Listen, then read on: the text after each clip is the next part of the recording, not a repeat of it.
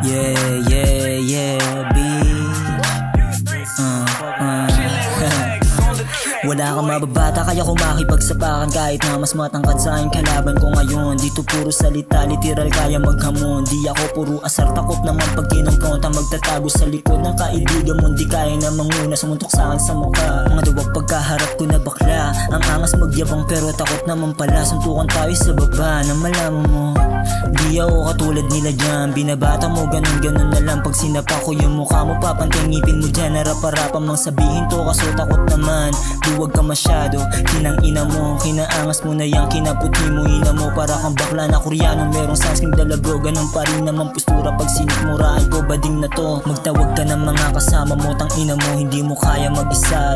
Dapat may kasama ka 5. Bodyguard mo kung sakali man nabugbugin kita. Partida nga wala pa akong dala. Bihira lang din to magsalita. Kaya kapag naasar baka sumabog yung mukha mo. Di ako takot kung magkaroon man to ng kaso. Di ako takot matanggalan man ang trabaho.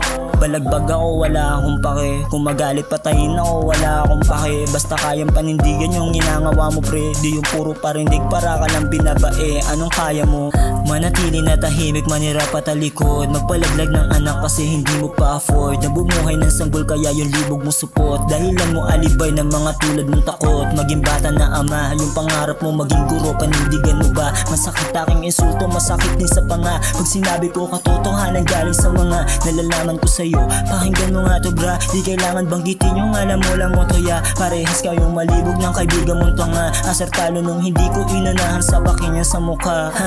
Iniwan kong asar talo, hinamon ko takot kasi ayaw niya magkakaso. Tumitingin-tingin kapag hinalaw ko yung baso. Akala ko matapang yung suki at yung kasamang mukhang aso.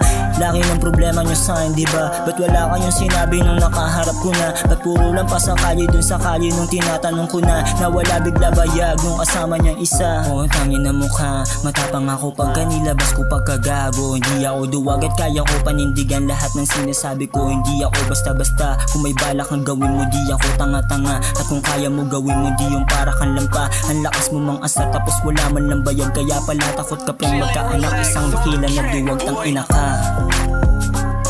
Bitch. Bitch. Fuck you.